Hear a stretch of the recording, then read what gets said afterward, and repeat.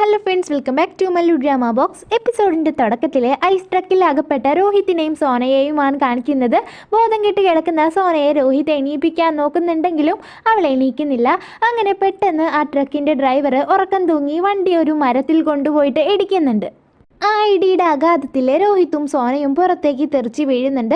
അപ്പോൾ രോഹിത് ആണെങ്കിൽ ആകെ ടെൻഷൻ അടിച്ചിട്ടാവും നിൽക്കുന്നുണ്ടാവുക. സോനയ്ക്ക് ബോധമൊന്നും വന്നിട്ടുണ്ടാവില്ലല്ലോ. അപ്പോൾ അവൻ പിന്നെയും അവളെ വിളിച്ച് നോക്കുന്നുണ്ട്. പക്ഷെ അവൾ എണീക്കുന്നില്ല.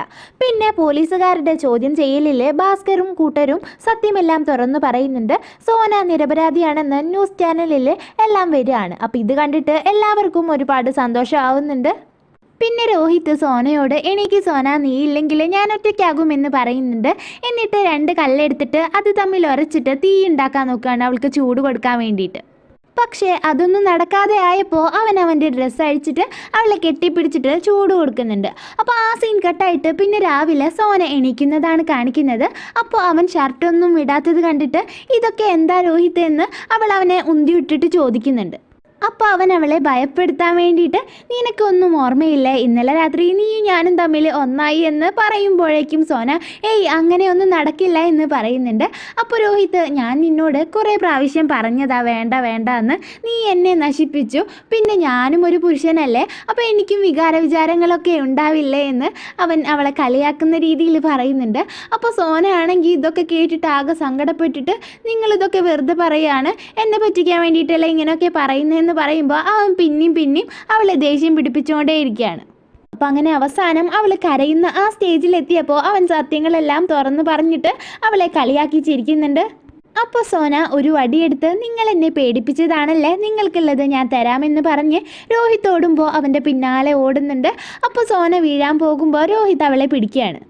എന്നിട്ട് അവളോട് ഞാൻ എത്ര ടെൻഷൻ അടിച്ചെന്ന് നിനക്കറിയോ, എൻ്റെ കൈ എനിക്ക് നഷ്ടപ്പെട്ടു എന്ന് ഞാൻ വിചാരിച്ചു എന്ന് അവൻ പറയുമ്പോൾ കയ്യോ എന്ന് സോന ചോദിക്കുന്നുണ്ട്.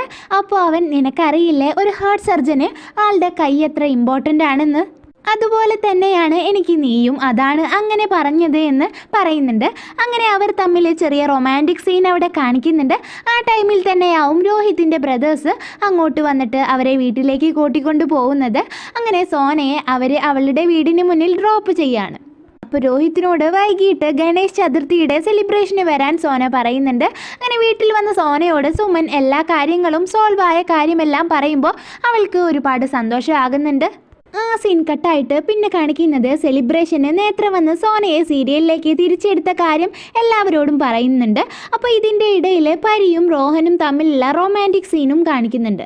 അങ്ങനെ രോഹിത് ബാൻഡ് സെറ്റൊക്കെ ആയിട്ട് ട്രഡീഷണൽ ലുക്കിൽ വന്നിട്ട് എല്ലാവരും ആ പരിപാടി നന്നായിട്ട് എൻജോയ് ചെയ്യുന്നുണ്ട്. പൂജകളെല്ലാം രോഹിത്തും സോനയും കൂടെ ചെയ്യുന്നുണ്ട്. അങ്ങനെ സെലിബ്രേഷനൊക്കെ കഴിഞ്ഞതിന് ശേഷം രോഹിത് വീട്ടിൽ വന്ന് കലണ്ടർ നോക്കുമ്പോഴാവും ഇന്ന് റൈമയുടെ ബർത്ത്ഡേ ആയിരുന്നെന്നും അതവൻ മറന്നുപോയതും തിരിച്ചറിയാം. അപ്പോൾ അവനോട് തന്നെ അവന് ദേഷ്യം തോന്നാണ്. ഇല്ല ഞാൻ എങ്ങനെ ഇത് മറന്നു, സോനാക്ഷി കാരണമാണ് എൻ്റെ റൈമയുടെ ബർത്ത്ഡേ ഞാൻ മറന്നത് എന്ന് പറഞ്ഞ് അപ്പോൾ തന്നെ സോനയ്ക്ക് അവൻ കോൾ ചെയ്തിട്ട് നീ എന്നിൽ നിന്ന് ദൂരെ നിന്നോ, നീ കാരണം ഞാൻ എൻ്റെ റൈമയുടെ ബർത്ത്ഡേ മറന്നു എന്ന് പറഞ്ഞിട്ട് അവളെ നന്നായിട്ട് ചീത്ത പറയാണ്. നിന്നെ എനിക്ക് കാണണ്ട, ഈ നാടകം ഇവിടെ വെച്ച് അവസാനിപ്പിക്കാമെന്ന് പറഞ്ഞ് അവൻ ദേഷ്യത്തിൽ കോൾ കട്ട് ചെയ്യുന്നുണ്ട്. ഇത് കേട്ട് സോന സങ്കടം വന്നിട്ട് കരയുന്നുണ്ട്. അപ്പോൾ രോഹിത് എല്ലാ ബർത്ത്ഡേക്കും റൈമയോടൊപ്പം പള്ളിയിൽ പോയിട്ട് മെഴുകുതിരി കത്തിക്കാറുണ്ട്. അപ്പോൾ അതിനു വേണ്ടിയിട്ട് അവൻ പള്ളിയിൽ പോകുമ്പോൾ നേരം ഒരുപാടായതുകൊണ്ട് തന്നെ അവൻ എന്തൊക്കെ പറഞ്ഞിട്ടും വാച്ച്മാൻ അവനെ ഉള്ളിലേക്ക് കടത്തിവിടുന്നില്ല. ഈ സമയം സോന അങ്ങോട്ട് വരുന്നുണ്ട്. അവൾ വാച്ച്മാനോടും പള്ളിയിലെ അച്ഛനോടും റിക്വസ്റ്റ് ചെയ്ത് അവനെ ഉള്ളിലേക്ക് കയറ്റാനുള്ള അനുമതി മേടിക്കുകയാണ്. അങ്ങനെ പള്ളിയുടെ ഉള്ളിലേക്ക് അവർ കടക്കുന്നുണ്ട്. അപ്പോൾ ഫാദർ അവരോട് പേര് ചോദിക്കുമ്പോൾ രോഹിത് പറഞ്ഞു കൊടുക്കുന്നുണ്ട്. പക്ഷേ സോന ഫാദറിനോട് എനിക്ക് വേണ്ടി പ്രാർത്ഥിക്കരുത് ഫാദർ, റൈമയ്ക്കും രോഹിത്തിനും വേണ്ടിയാണ് പ്രാർത്ഥിക്കേണ്ടത് എന്ന് പറഞ്ഞിട്ട് അവൾ അവിടെ നിന്ന് പുറത്തേക്ക് സങ്കടത്തോടു കൂടെ പോകുന്നുണ്ട്.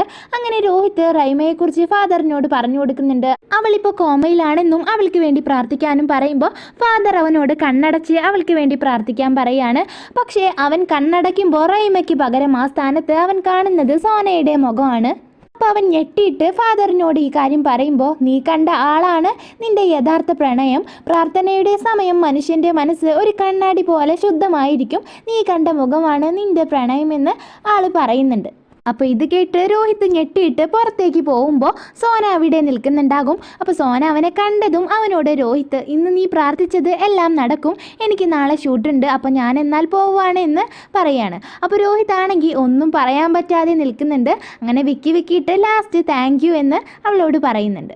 അങ്ങനെ അവർ രണ്ടുപേരും രണ്ട് വഴിക്ക് പോകുവാണ്. വീട്ടിലേക്ക് പോകുന്ന വഴിക്ക് രോഹിത്തും സോനയും ഇത് തന്നെ ചിന്തിച്ചുകൊണ്ടിരിക്കുകയാണ്. സോന അവനെ ഓർത്ത് കരയുന്നുണ്ട്. ഇതേ സമയം റോഹനും പരിയും പാർട്ടിയൊക്കെ കഴിഞ്ഞ് തിരിച്ചു വരുന്നത് കാണിക്കുന്നുണ്ട്. അപ്പോൾ പരിയാണെങ്കിൽ മദ്യപിച്ചിട്ട് അവൾക്ക് സ്വയം ബോധമൊന്നും ഉണ്ടാകില്ല. ഓരോന്നൊക്കെ അവൾ വിളിച്ച് പറയാണ്. അപ്പോൾ തന്നെ റോഹന് അവൻ്റെ ആൻറ്റി കോൾ ചെയ്യുന്നുണ്ട്. അപ്പോൾ ഫോണിലൂടെ പരിയുടെ ശബ്ദം കേൾക്കുമ്പോൾ അതാരാണെന്ന് അവൻ്റെ ആൻറ്റി ചോദിക്കുകയാണ്. അപ്പോൾ റോഹൻ ഞാൻ കുറച്ച് ബിസിയാണെന്ന് പറഞ്ഞിട്ട് കോൾ കട്ട് ചെയ്യുന്നുണ്ട്. അപ്പോൾ ആ ആൻറ്റിക്ക് അവനെക്കുറിച്ച് എന്തൊക്കെയോ ഡൗട്ട് അടിക്കുന്നുണ്ട്. അപ്പോൾ അവൻ കോൾ കട്ട് ചെയ്ത് നോക്കുമ്പോഴാവും പരി പുറത്തിറങ്ങി പോകുന്നത് കാണുക.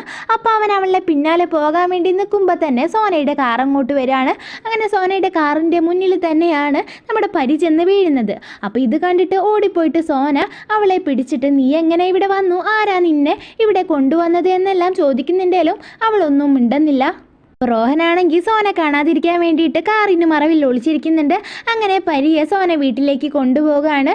അവളുടെ കോലം കണ്ട് സുമൻ അവളെ ചീത്ത പറയുമ്പോൾ നിങ്ങൾ എൻ്റെ കാര്യത്തിൽ ഇടപെടാൻ വരണ്ട എന്ന് പരി ദേഷ്യത്തോടെ സുമനോട് പറഞ്ഞിട്ട് റൂമിലേക്ക് പോകുന്നുണ്ട്. പിന്നെ രോഹിത് വീട്ടിൽ വന്ന് സോനയെക്കുറിച്ച് ചിന്തിച്ച് നിൽക്കുന്ന സമയത്ത് അവൻ്റെ ആത്മാവ് അവനോട് സംസാരിക്കുന്നതായി അവന് തോന്നാണ്. അത് അവനോട് നീ ഇപ്പോൾ റൈമയെ സ്നേഹിക്കുന്നില്ല, ആ ഓപ്പറേഷൻ അൺസക്സസ്ഫുൾ ആയതിൻ്റെ കുറ്റബോധവും സിമ്പതിയുമായിരുന്നു നിനക്ക് റൈമയോട്. നീ സോനയാണ് സ്നേഹിക്കുന്നത്, നിനക്ക് അവളെ കാണാതിരിക്കുമ്പോൾ മിസ് ചെയ്യാറില്ലേ, അവളെപ്പോഴും കൂടെ ഉണ്ടാകണമെന്ന് ചിന്തിക്കാറില്ലേ എന്നൊക്കെ ചോദിക്കുമ്പോൾ രോഹിത് ഉണ്ടെന്ന് പറയാണ്. അങ്ങനെ രോഹിത് സോനയെ പ്രണയിക്കുന്നുണ്ടെന്ന് അവൻ തന്നെ അംഗീകരിക്കുന്നുണ്ട്. അങ്ങനെ ആ സീൻ കട്ടായിട്ട് പിന്നെ സുമൻ സോനയോട് നീയും രോഹിത്തും ഇപ്പോൾ നടന്നുകൊണ്ടിരിക്കുന്ന കാമുകന്മാരാണെന്നുള്ള നാടകം എത്രയും പെട്ടെന്ന് തന്നെ അവസാനിപ്പിക്കണമെന്ന് പറയുന്നതാണ് കാണിക്കുന്നത്. അപ്പോൾ സോന ഞാനും അതിനെക്കുറിച്ച് ചിന്തിച്ചിരിക്കുകയായിരുന്നു, നാളെ തന്നെ രോഹിത്തിനോട് ഇത് പറയാമെന്ന് പറയാണ്. മറുഭാഗത്ത് രോഹിത് ആണെങ്കിൽ സന്തോഷത്തിലെ ഞാൻ നാളെ തന്നെ സോനയോട് അവളെ ഞാൻ പ്രണയിക്കുന്നു എന്നുള്ള കാര്യമെല്ലാം തുറന്നു പറയുമെന്ന് ചിന്തിച്ചിരിക്കുന്നുണ്ട്. പിന്നെ നിഷി 2 മാസത്തിന് പുറത്ത് ബിസിനസ് മീറ്റിങ്ങിന് പോകുന്നതാണ് കാണിക്കുന്നത്. പിന്നെ രോഹിത് റൈമ കൊടുത്ത വാച്ച് കളഞ്ഞിട്ട് അതിന് പകരം വേറെ അതേപോലത്തെ തന്നെ പുതിയ വാച്ച് വാങ്ങി കെട്ടുന്നുണ്ട്. ഇത് കണ്ട് വീണയ്ക്ക് ഒരുപാട് സന്തോഷമാവാണ്. റൈമയെ അവൻ മറന്ന് മൂവ് ഓൺ ചെയ്യാൻ തീരുമാനിച്ചത് നല്ല കാര്യമാണ്, സോനാക്ഷി കാരണമാണ് ഇതെല്ലാം സംഭവിച്ചത് എന്നെല്ലാം പറയുന്നുണ്ട് വീണ. എന്നിട്ട് അല്ല നീ ആ പഴയ വാച്ച് എന്ത് ചെയ്തു എന്ന് വീണ രോഹിത്തിനോട് ചോദിക്കുമ്പോൾ ഞാനത് നദിയിൽ ഒഴുക്കി കളഞ്ഞു എന്ന് അവൻ പറയാണ്. അപ്പോൾ ഇത് കേട്ടിട്ട് വീണ ഞെട്ടിയിട്ട് നീ എന്ത് പണിയാ കാണിച്ചേ, 8 ലക്ഷം രൂപയുടെ വാച്ചായിരുന്നു അത് എന്നെല്ലാം പറഞ്ഞിട്ട് അവൻ്റെ പിന്നാലെ നടക്കുന്നുണ്ട്. അപ്പോൾ ഈ സീൻ കാണിച്ചുകൊണ്ടാണ് ഈ എപ്പിസോഡ് ഇവിടെ അവസാനിക്കുന്നത്. അപ്പോൾ മല്ലു ഡ്രാമ ബോക്സിൻ്റെ വാട്സപ്പ് ചാനൽ ആരെങ്കിലും ഫോളോ ചെയ്യാത്തതുണ്ടെങ്കിൽ അതിൻ്റെ ലിങ്ക് ഞാൻ കമൻറ്റ് ബോക്സിലും ഡിസ്ക്രിപ്ഷൻ ബോക്സിലും കൊടുക്കുക. അപ്പോൾ ഒന്ന് ഫോളോ ചെയ്യുക. വീഡിയോ ഇഷ്ടപ്പെട്ടെങ്കിൽ ലൈക്ക് ചെയ്യുക, ഷെയർ ചെയ്യുക, കമൻറ്റ് ചെയ്ത് അഭിപ്രായങ്ങൾ അറിയിക്കുക. ആദ്യമായി ചാനൽ കാണുന്നവരാണെങ്കിൽ സബ്സ്ക്രൈബ് ചെയ്ത് സപ്പോർട്ട് ചെയ്യുക. അപ്പോൾ അടുത്ത വീഡിയോ ആയിട്ട് വീണ്ടും കാണാം.